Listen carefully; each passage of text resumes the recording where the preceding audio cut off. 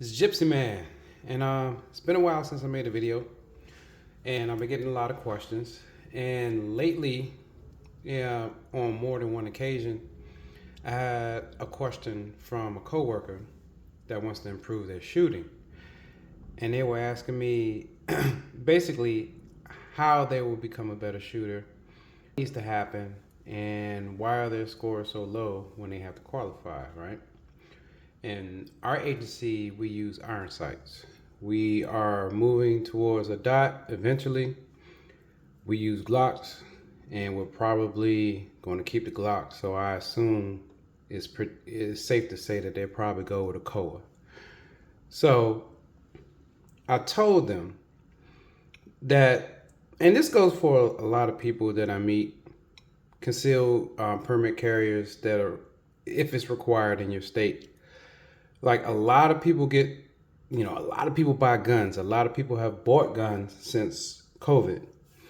Uh, but if you take that number of people who bought guns and you go to different ranges and look around, those ranges should be full. But they're not, because most people get that permit, they're excited, they buy their first gun, and they just throw it in a safe, and they don't do any type of training. They don't shoot that often. They throw all these accessories on there.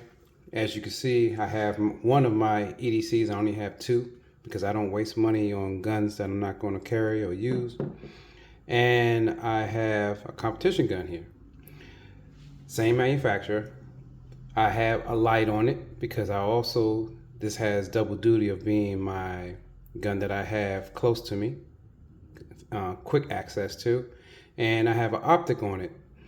The only reason I have an optic on it, and I mentioned this in one of my other videos, is because this was the first optic I ever bought, the first one I ever used, and this is it was basically my intro into the dot, because I was always primarily iron sight shooter. Um, you know, Looking at it today, 2020 hindsight, and and this depends on your skill level. I know that I won't even use this dot if I had to use this in an encounter. But I kept it. I have it. I spent the money on it, so it's going to stay on the gun. But would I use it? More than likely, I wouldn't. I would just, more than likely, depending on the distance, I wouldn't use it. Let me put that in there. Say if it was a 25 yard shot, I probably shouldn't be shooting that in a self-defense situation anyway. So more than likely, it'll be something closer than that, within 10 yards. And depending on your level of training, I know what my level of training is. I can point shoot very accurately at that distance, and with confidence, I know that I can count for all my rounds. But you have to train up to that. I'm not suggesting people do that, but before you start spending money on guns, you need to train, and then you can start to add these accessories on there that's going to cost you almost as much as the gun. So, had I known what I know now, what would I have done differently if I decided to put an optic on my EDC? I would have put the same optic that I use in competition on my EDC. I have a Holosun SCS on here, and I have the 507 comp to the left on my competition gun. I use this all the time. I got thousands and thousands of minutes and hundreds of hours on this optic. How often do I handle my EDC? Not very often. So because I'm accustomed to this window, and it's a much larger window if you look at it, I much prefer this one over the SCS because, as you can see, it's very small. And I've seen the RMRs; those are small. Everything is small if it's not in a competition setup size window. So I would probably switch this over, in time, when I want to spend more money to get another comp. But that would be my preference, and take the SCS off. Now, the thing is, the question that was asked of me was getting better with the fundamentals of shooting. Um, And I had to think about this because, I can go through the fundamentals of shooting, but how many of those, once you get to a certain level, do you actually use or think about, right? So I had to think about that. But for this person, I went over the different stances and things like that. But we also talked about what is more important on your body for natural alignment, because natural alignment is important. And I will argue that the waist to shoulder is the most important thing for that, because your feet can be going, I don't care. I know personally, I don't care where my feet are going. I don't concentrate on footwork. Because of my sports background, I have very good feet. So I don't have to think about that. And I understand that there's a lot of things I won't have to think about when it comes to fundamentals, because I've already developed a feel for these things. So in explaining it to somebody else, I wanted to break it down, but give them the years of experience that you've acquired and just make sure that they start off right. And this person who was a coworker is already at a certain level of shooting. He just wants to improve to get to, I would say, a high intermediate to an expert shooter. So I explained it to him from that angle, where it was important, how his body should be aligned. And then we started getting into, the sights and the grip.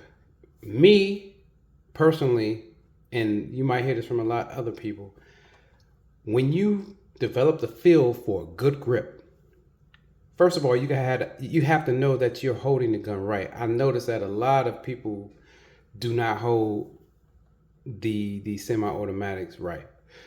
And I know that varies slightly from something like a platform like a 2011 or 1911 to Striker Fire. But there is a way that you can hold that will work for most people if you teach them from the beginning how to hold it correctly.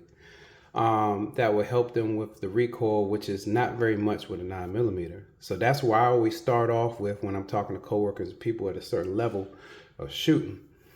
And then we talked about, when all hell goes wrong and your grip isn't right, and you still have to take those shots, then you need to really focus on your sights if you haven't developed a good point shooting technique.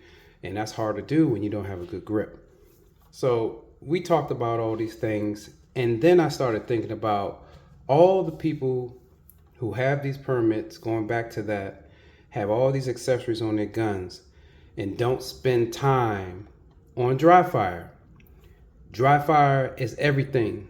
Like, you don't have to send rounds down range to get better at shooting. I promise you, you don't have to. You see a lot of people who have unlimited ammo or unlimited money to spend on ammo going to the range, sending them down range. But if you don't have the fundamentals taken care of before you start shooting, you're just wasting a lot of ammo and time, right? Most of these things can be done at your house, with the proper setup. And then you develop the feel. You can develop the feel for shooting through dry fire. And I always emphasize this with people that I know that want to get into it or are already into it and just want to improve a little bit on certain things here and there. And I'm like, how much do you dry fire? That's my first question. Do you dry fire? Most people don't dry fire. And I'm like, start dry firing. That's how you develop. You shouldn't be practicing reloads like at the range. You shouldn't be practicing draws at the range. You're just wasting time. You could have did all that dry firing. You shouldn't be practicing working with your sights. You shouldn't be practicing seeing the dot on the range. You should already have that stuff down because you dry fire for so long before you even got to the range. You got to put the time in. And when you put the time in, you become more efficient and you can start doing things that are more advanced, and you become more advanced, you become more efficient, and you can become faster. So that's the advice that I usually give people who are trying to improve, that are already past the beginner stages of shooting.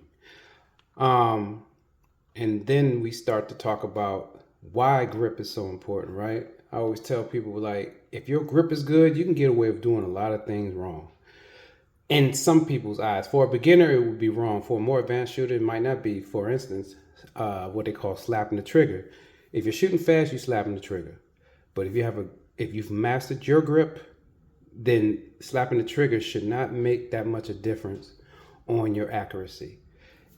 And I noticed another thing about people that I associate with, people who are great marksmen, but they do not want that spread to get a little wider, which means that they're going a little bit faster, which means they're shooting a little looser for themselves because they're so used to shooting pinholes and things. But you can't get faster if you're worried about that up until you get to a certain level. Of course, like grandmasters, they can do it all day. But for people who are trying to get better, you have to test your limits. You gotta let your spread, get a little wider, and then bring it in as tight as you can.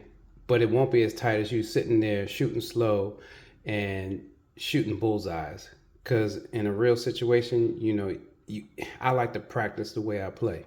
So I doubt if you're gonna do that in a real threat situation. So my motto is practice how you play, dry fire is everything, and be mindful of your setups and ask people questions, ask people that have experience, and even when you're at a range, you might want to, if somebody's friendly enough, they might allow you to try their setup.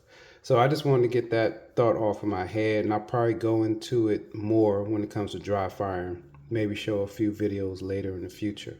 But it's Gypsy Man, and we'll talk more. I'm out.